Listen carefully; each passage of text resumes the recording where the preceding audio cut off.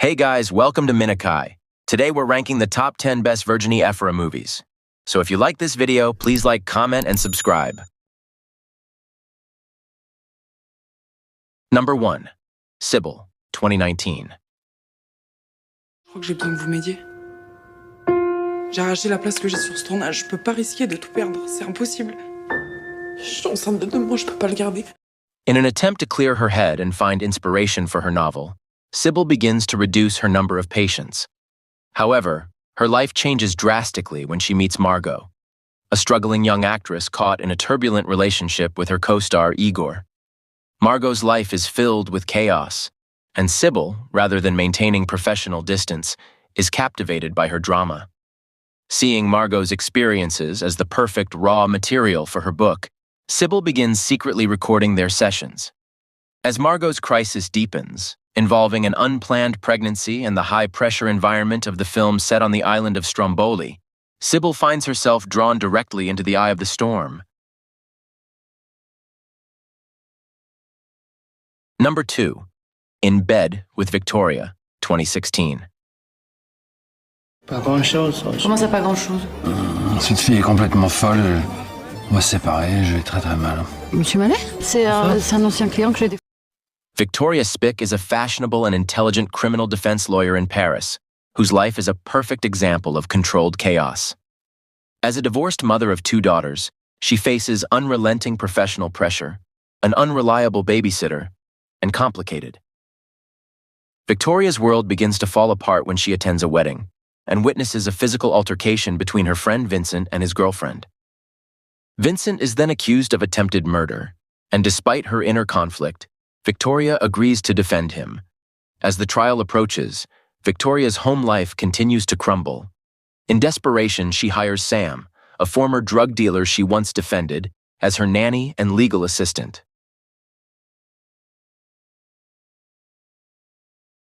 Number 3. It Boy, 2013. Trouver ma clé USB, c'est ça? Le principe, c'est que je monte là-dessus. Vous me permettez? Ah, la pute! C'est bon Twitter, ça. Twitter, direct. Vincent, parce que tu crois?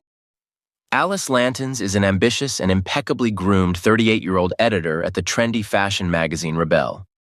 Despite her talent and dedication, her boss, Vincent Kahn, considers her too stiff and old-fashioned for the editor-in-chief position he's trying to fill. Alice's life takes an unexpected turn when she meets Balthazar, a charming and naive 19-year-old architecture student, on a flight home from Brazil. The spark for their relationship is a lost USB drive containing Alice's work files, which Balthazar finds and returns to his office. During their meeting, a series of misunderstandings and a well-timed photo lead Alice's colleagues to believe she's having a scandalous and avant-garde affair with a much younger man. Number 4. Up for Love, 2016. Il me manque 40 cm, c'est ça? Pas du tout. Non. Ah non, parce que même... Je vous invite à vivre un truc extraordinaire. Oh mon Dieu! A brilliant, beautiful, and successful lawyer who has just ended an emotionally draining marriage to her business partner, Diane's life takes an unexpected turn when she receives a call from Alexandra, a charming and intelligent architect who found her lost cell phone in a restaurant.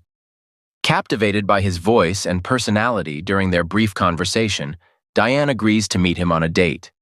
However, the meeting brings a surprise. Alexander is a highly talented and wealthy man, but only 4 feet 6 inches tall. Despite her initial shock and internal struggles with her own prejudices, Diane finds herself falling for Alexander's adventurous spirit, confidence, and genuine kindness. Number 5. Waiting for Bojangles, 2021. Comment va le fruit de nos amours? On va la voir! Ah, vous le faites qu'un menteur! Ça n'existe pas! Camille and Georges live a life that defies convention.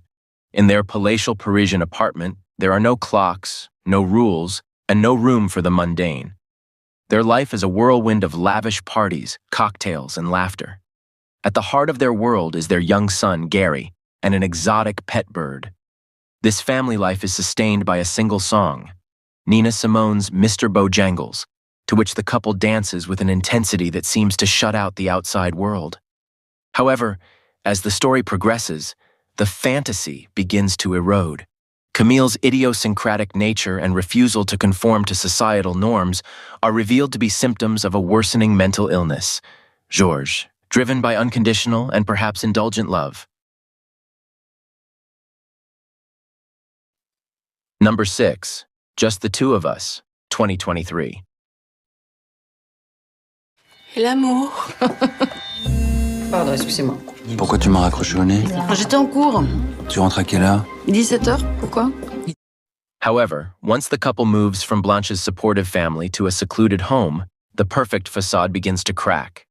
What begins as intense devotion quickly turns into suffocating possessiveness. Grégoire Lamoureux begins to isolate Blanche, at first subtly, before escalating into overt psychological warfare. He uses guilt, surveillance, and outbursts of anger to control her. Exile.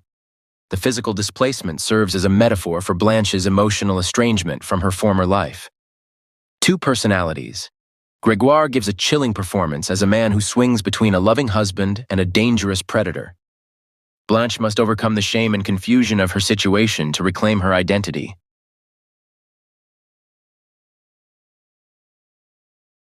Number 7. Benedetta, 2021. T'étais en transe?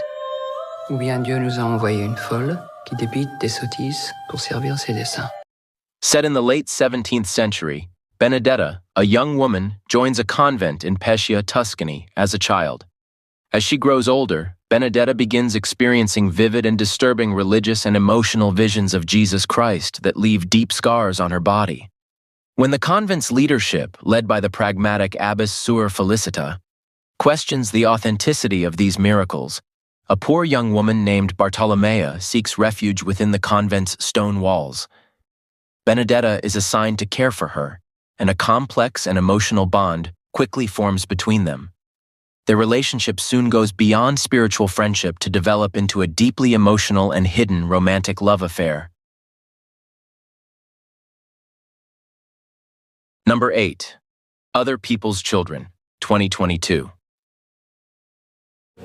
Ah non, j'ai pas rempli le tableau. Mais j'ai quelqu'un. Et une petite fille de 4 ans. Il est parti. Ah, c'est elle qui l'a quitté. Papa, tu vieillis mal, hein? A 40-year-old passionate high school teacher living a perfect life, Rachel loves her students, her guitar lessons, and her close-knit family. When she falls for Ali, she doesn't just fall for him. She also forms a deep maternal bond with Ali's 4-year-old daughter, Layla.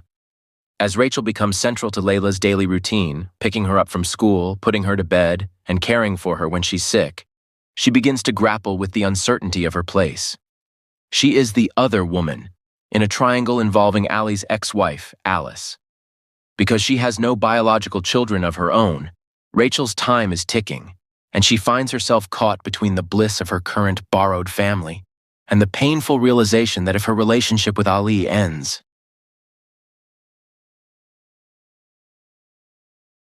Number 9. The Sense of Wonder, 2015. Mon d'argent pour recommencer quelque chose. Mais cette maison, c'est tout ce qui me reste. J'ai fait tout ce que vous m'avez dit. Franchement, qu'est-ce que je peux faire de plus? Pourquoi tu t'entêtes? T'y arriveras pas toute seule, hein? Je suis là. Her life is riddled with debt and pressure from a local banker until a crash changes everything. Louise, a tough widow, accidentally hits a stranger named Pierre with her car. Although her physical injuries are minor, she quickly realizes that Pierre is far from ordinary. Pierre lives with a unique neurodivergent condition, possibly on the autism spectrum, that makes him hypersensitive to his surroundings, brutally honest, and acutely aware of the patterns of nature. Although Louise initially tries to care for him out of guilt, she soon discovers that Pierre's presence brings an unexpected sense of order and magic to her chaotic life. As the town looks on skeptically, a delicate bond forms between the two.